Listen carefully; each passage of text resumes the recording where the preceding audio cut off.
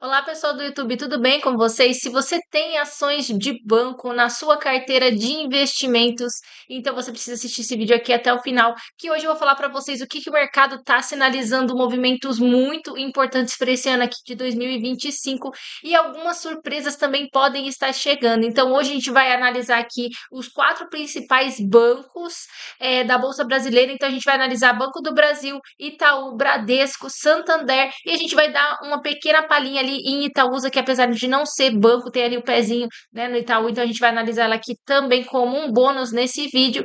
Então, vou revelar para vocês essas projeções de lucros. Os bancos vêm trazendo aí de dividendos também para esse ano de 2025, mais agora para o segundo semestre, e também mostrar aqui qual banco pode ser a melhor oportunidade e qual que não deve decepcionar aí os investidores. Então, se você gosta desse tipo de vídeo, não esquece de se inscrever, deixa seu like e vamos lá conferir o vídeo. E se você não me conhece, meu nome é Nabi. Nesse canal aqui a gente fala sobre finanças, investimentos e muito mais. Mas antes de a gente começar o vídeo, de fato, eu quero deixar bem claro que esse vídeo aqui ele é puramente, gente, educativo e informativo para você, investidores. Então, não é recomendação de compra e nem venda de ativos, tá? Sempre faça a sua própria análise, ok? Antes da gente analisar cada banco de forma individual, a gente vai tentar entender o cenário geral do setor bancário para esse ano aqui de 2025, como eu já falei para vocês no começo do vídeo. Então, o mercado, gente, ele está passando por um momento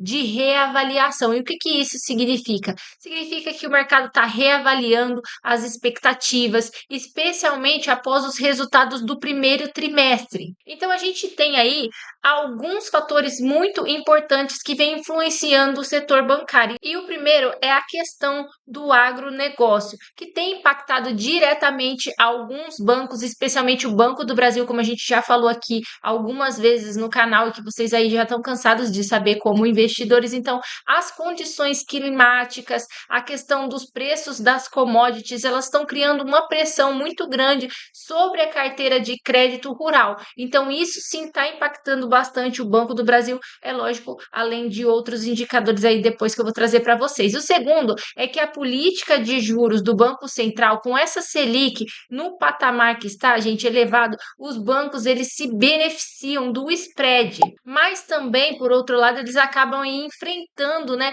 uma maior pressão sobre a questão da inadimplência que vem junto com essa questão da alta da Selic, porque quem que consegue, né, honrar com os pagamentos com juros nesses patamares? É óbvio que muitas pessoas aí e muitas empresas vão ter problemas com isso, então vão ter que renegociar dívidas, então tudo isso acaba acontecendo, impactando sim os resultados dos bancos também. E o terceiro também que a gente não pode esquecer é a questão da competição no setor bancário. A gente não pode esquecer que os bancos digitais eles continuam ganhando espaço, então forçando os bancos tradicionais a investir de forma mais pesada em tecnologia para tentar melhorar a eficiência operacional, e é óbvio que isso daí também tem um custo, então tudo isso acaba impactando também o setor bancário como um todo. Então, para essa análise, eu vou focar em quatro critérios principais: projeção de lucros para o segundo trimestre de 2025, estimativa de dividendos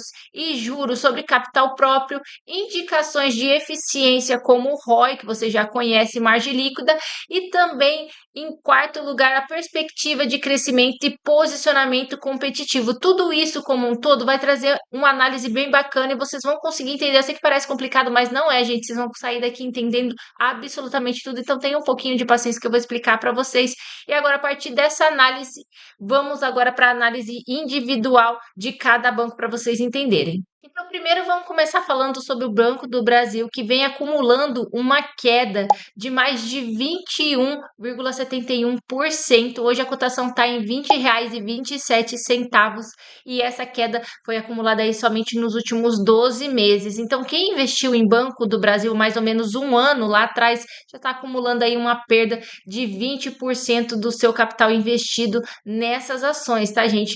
Mas a gente precisa olhar o Banco do Brasil com cautela cautela, com muita oportunidade também para quem deseja aí aumentar sua porcentagem no setor bancário, mas também a gente precisa olhar com cautela alguns números que eu vou trazer aqui para vocês, tá? O PL do Banco do Brasil está na casa dos 5,25, então parece que tá barato, não é mesmo?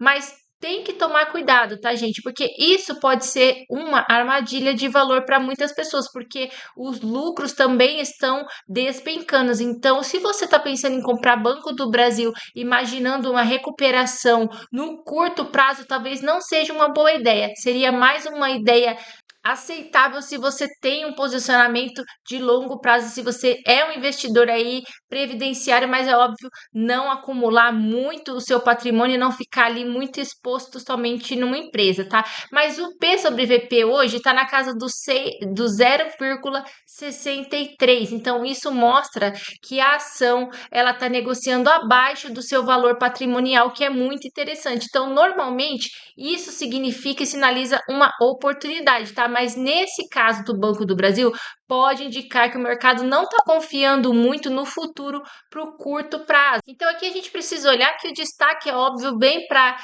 a questão do dividend yield, que está aí nos 11,91%. Então, esse dividendo realmente acaba chamando bastante a atenção de nós investidores, mas a gente precisa olhar isso com cautela, tá, gente? O dividend yield tão alto, ele pode gerar aí algumas consequências, como, por exemplo, os dividendos podem cair, né, em proporção ao que vem sendo pagos. O mercado também não acredita na sustentabilidade da questão de pagamentos, principalmente na carteira do agronegócio. Então, a empresa, ela pode sim estar passando por algumas dificuldades operacionais, mas isso não quer dizer que vai acabar o Banco do Brasil ou que simplesmente é uma ação que não vale mais a pena investir, né? A gente precisa olhar o histórico como um todo, que é uma empresa centenária e tudo mais que você, investidor que já investe há mais tempo, já sabe, tá? Mas o Banco Safra, ele já cortou a estimativa de lucro do Banco do Brasil para o segundo trimestre em cerca de 51%, tá? Então, realmente, gente, como que o banco vai manter dividendos altos com os lucros despencando? Então, se você é investidor de Banco do Brasil, está pretendendo aumentar a sua posição, já fica de olho nisso, sabendo que você está comprando uma ação para longo prazo, esperando sim não pagamentos muito altos, pelo menos não por enquanto. Agora, o segundo banco que a gente vai falar aqui é o Itaú, gente. O Itaú agora tem uma história completamente diferente do Banco do Brasil. Realmente, enquanto outros bancos estão enfrentando algumas turbulências em relação ao setor e à macroeconomia como um todo, o Banco Itaú ele mantém a sua reputação de solidez e também de consistências. Então, no ranking de lucros, por exemplo, do setor bancário, a Genial Investimentos, que é uma indicação que eu peguei aqui, que eu li várias matérias para poder fazer esse vídeo aqui para vocês, e uma que eu peguei foi da Genial Investimentos, que destacou que o Itaú deve registrar o maior lucro absoluto do setor bancário nesse segundo trimestre de 2025. Então, isso, gente, não é pouca coisa aí para quem já tem essa ação na carteira. Eu não tenho, eu tenho pela Itaúsa, mas eu quis trazer aqui todos os bancos, os principais bancos, na verdade, né, para que você que tem outros bancos na carteira que eu não tenha também possa aí acumular algumas informações. Então, como a gente está falando de Itaú, historicamente ele consegue manter resultados sólidos mesmo em cenários adversos como esse que a gente está agora. Então, vamos falar um pouquinho sobre a questão dos dividendos do Itaú. A gente tem alguns números aqui bem interessantes que eu trouxe para vocês. O dividend yield projetado para esse ano de 2025 é de 7,6%, segundo a XP Investimentos, tá, gente? Muitas informações que eu vou trazer aqui são de casas de análises e eu vou destacar isso para vocês. E o que faz o Banco Itaú se destacar, gente? O primeiro é a diversificação. Então, o banco ele tem uma base de receitas bem diversificada, não dependendo exclusivamente de um setor específico. A eficiência operacional também do Itaú, historicamente, mantém uma das melhores relações entre custo e benefício do setor. A inovação tecnológica que o banco vem fazendo também, e a questão da gestão de risco. Então, a qualidade da carteira de crédito do Itaú é reconhecida por todo o mercado. E aqui vai alguns pontos de atenção também sobre o Itaú. Nem tudo são flores, é óbvio, gente. Então, tem alguns pontos que a gente precisa olhar mais de perto, tá? Algumas casas de análises fizeram aí um movimento bem interessante quando elevaram o preço-alvo, mas rebaixaram a recomendação. Por que disso? Porque a principal preocupação em questão do Itaú é o valuation. Com as ações em alta, o potencial de valorização no curto prazo pode ficar um pouco mais limitado, sim. Então, além disso, o ambiente macroeconômico ainda apresenta incertezas como um todo, então isso também acaba impactando o banco de uma forma ou de outra. Então, agora vamos falar um pouquinho sobre o Bradesco, que o Safra também vê como um destaque positivo para esse segundo trimestre aqui de 2025. A expectativa de lucro é de 6,05 bilhões de reais para esse segundo trimestre, representando uma alta em relação ao trimestre anterior. Então, isso mostra que o banco está conseguindo navegar bem nesse cenário atual de adversidade que a gente está enfrentando. Então, essa é uma boa notícia, né, para quem gosta de renda passiva, para quem já tem Bradesco na carteira ou está pensando em colocar também, que o Bradesco também aprovou o pagamento de mais de 3 bilhões em juros de capital próprio. Então, isso demonstra que o banco continua trabalhando com uma solidez financeira e compromisso em remunerar os acionistas, o que é bem bacana. O banco também mantém uma política, né, de consistente distribuição de proventos, e as projeções de 2025 para o mercado são atrativas. O dividend yield estimado está bem competitivo com os demais bancos do setor. E a gente pode olhar aqui a questão da estratégia e do posicionamento também do Bradesco. O que está funcionando para esse banco, gente? O foco na eficiência, então, o Bradesco, ele vem trabalhando consistentemente na questão da melhoria da eficiência operacional. Segundo, a carteira dele é equilibrada, diferente do Banco do Brasil, por exemplo, tem uma exposição mais equilibrada em diferentes segmentos, o que traz aí mais proteção. Ele tem também a questão da gestão, que é mais conservadora, e agora ele vem aprimorando a questão da transformação digital. Então, o banco ele tem investido de forma significativa em tecnologia para melhorar a experiência digital dos clientes, o que acaba trazendo bastante retorno para eles. E os resultados do segundo trimestre serão divulgados agora no dia 30 de julho de 2025. Então, se você é acionista, acompanhe essas informações, que vai ser importante para você. E as expectativas estão bem elevadas, o mercado aí está bem otimista com o Bradesco, com os números que virão. Vamos aguardar aí os relatórios. E o quarto banco a gente colocar aqui nessa lista vai ser o Santander. Vou falar um pouquinho sobre ele hoje também. E olha também que dado interessante, que o Santander no ano de 2024 distribuiu 5,8 bilhões de reais em JCP e 200 milhões de reais em dividendos.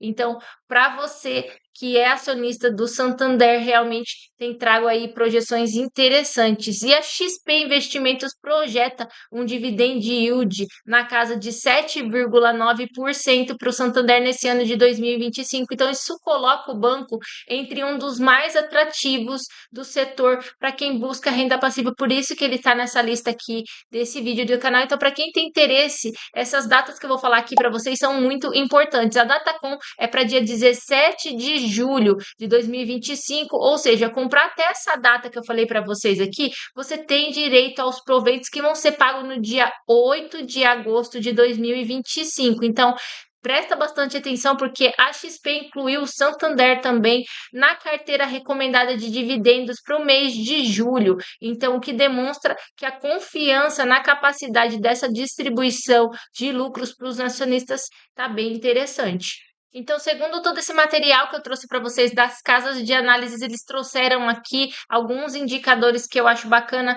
mostrar para vocês. O primeiro é a consistência na distribuição de proventos, como eu já falei. Segundo é que tem uma boa rentabilidade operacional. Depois temos um posicionamento sólido na questão do mercado e do setor bancário como um todo, e a gestão eficiente de capital. Então, um ponto, gente, merece bastante atenção, é o patrimônio líquido. Então, alguns analistas do mercado também apontam que este é um indicador que precisa ser monitorado se você tem ações na sua carteira, especialmente considerando o volume de distribuições atuais. E agora, por último, vamos falar sobre aquele bônus que eu falei para vocês que eu trouxe aqui no vídeo, que é a Itaúsa, apesar de não estar no setor bancário, como ela tem um pezinho lá no Itaú, eu quero trazer ela aqui para vocês. Eu sei que muita gente tem ela na carteira, então vamos falar um pouquinho sobre ela. E a Itaúsa, ela já subiu mais de 27% em 2025, então isso mostra como ela tem uma boa gestão e uma diversificação que acaba fazendo total diferença. Inclusive, eu tenho ela aqui na minha carteira também. E aqui vem uma informação bastante valiosa que eu trouxe para vocês. Algumas casas de análise também apontam que Itaúsa ela está sendo negociada com um desconto bastante interessante, de cerca de 24,6% em relação ao seu valor justo, né? Então isso é bastante legal. Então, para quem tem esse interesse em investir em Itaúsa, isso pode representar uma oportunidade bastante interessante. Tá lembrando, gente, que isso não é recomendação de compra e nem de venda. Façam sua própria análise, olhem lá todos os dados para que vocês cheguem aí nas suas próprias conclusões, tá? A Itaúsa aprovou recentemente o pagamento também de JCP com base na posição acionária de 20 de junho de 2025. Então, esse pagamento vai estar previsto aí no dia 29 de agosto. E o dividend yield da empresa atual está em 6,98%. Então, colocando ela entre uma das principais pagadoras de dividendos da bolsa, o que é bem legal mesmo. Então, a empresa ela mantém essa tradição de distribuir proventos de forma recorrente, mesmo em períodos de menor crescimento da empresa e também de crescimento econômico. Então, isso mostra a questão da solidez e do comprometimento com os acionistas. E para quem não sabe, a Itaúsa, ela é uma hold, tá, gente? Então, ela tem várias empresas ali dentro de uma mesma empresa. Então, é como se tivesse uma única gestão para gerenciar várias empresas de vários setores. E isso ajuda bastante na diversificação, porque você consegue ficar exposto não apenas ao setor bancário, mas a vários outros tipos de setores da economia. Ela tem a questão da gestão profissional, então a Itaúsa ela tem uma equipe muito experiente na gestão desses investimentos. Você também tem acesso a investimentos que talvez você não conseguiria fazer de forma individual e acaba aí mitigando o risco também. E tem a questão da distribuição regular de dividendos que vem dos investimentos e trazendo aí a questão da renda passiva também. Então, pessoal, eu quis trazer esse vídeo aqui para vocês com alguns dados mais técnicos, mas para trazer mais clareza aí para todos os tipos de carteira. Então, eu trouxe todos os bancos aqui para abranger aí todo mundo que tem esse setor na carteira. E me contem aqui nos comentários qual banco desses faz mais sentido para você. Deixa aqui nos comentários que eu vou responder pessoalmente a cada um de vocês, tá bom? Eu já estou preparando aqui o meu aporte da semana, inclusive estou fazendo uma reserva de oportunidade porque eu acredito que algumas empresas devem abrir muita oportunidade, como já vem acontecendo aqui essa semana. A gente tem um panorama aí muito grande. A gente vai falar aqui em outros vídeos que eu vou trazer para vocês também sobre o que está acontecendo na semana como um todo e quais ativos estão mais atrativos também, que eu estou vendo outras oportunidades além de ações, mas isso é tema para outro vídeo. Então, se você ficou até o final, muito obrigado pela sua atenção. A gente se vê e até o próximo vídeo, gente. Tchau!